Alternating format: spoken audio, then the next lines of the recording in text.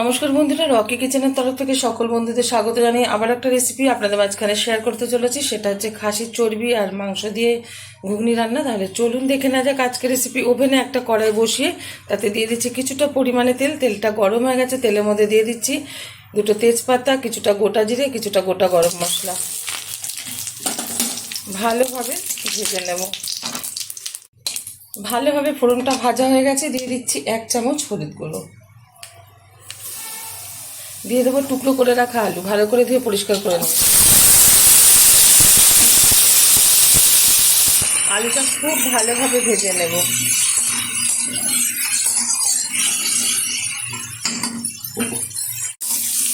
আলুটা খুব ভালোভাবে ভাজা হয়ে গেছে। এখন দিয়ে দিচ্ছি এর মধ্যে কিছুটা কাজু আর কিছুটা কিশমিশ।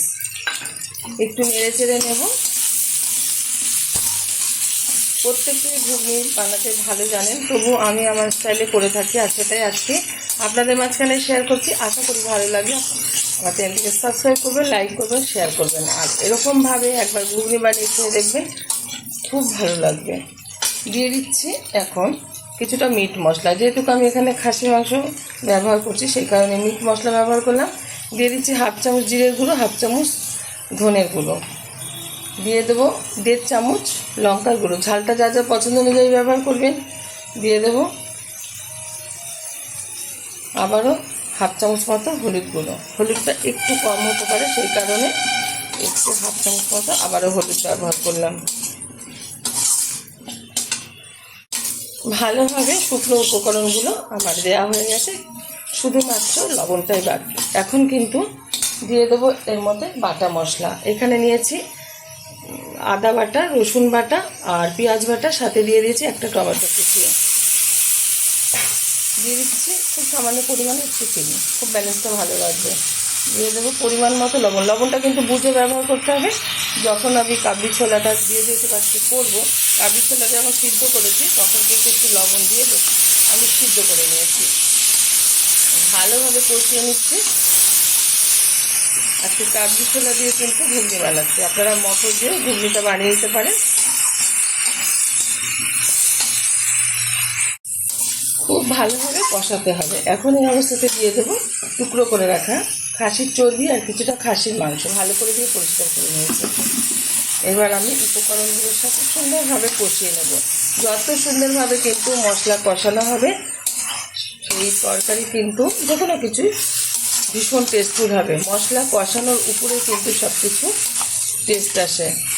খুব ভালোভাবে কিন্তু এটা কষিয়ে নিতে হবে, আর সেটাই কষিয়ে নিচ্ছি।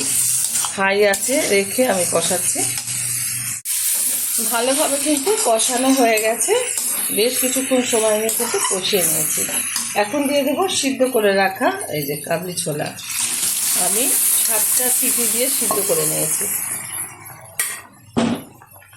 দেখতে কিন্তু গোটা গোটা, আমি দেখিয়ে দিচ্ছি এই যে কতটা নরম।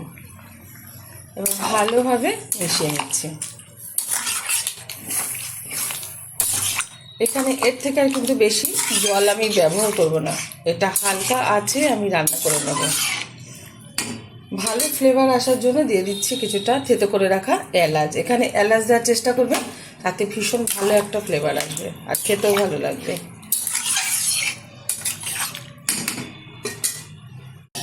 ঢেকে দিচ্ছি 30 মিনিটের জন্য।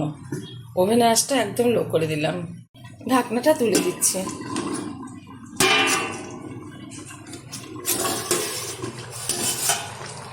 কত সুন্দর কালার এসছে ঘুগনিতে।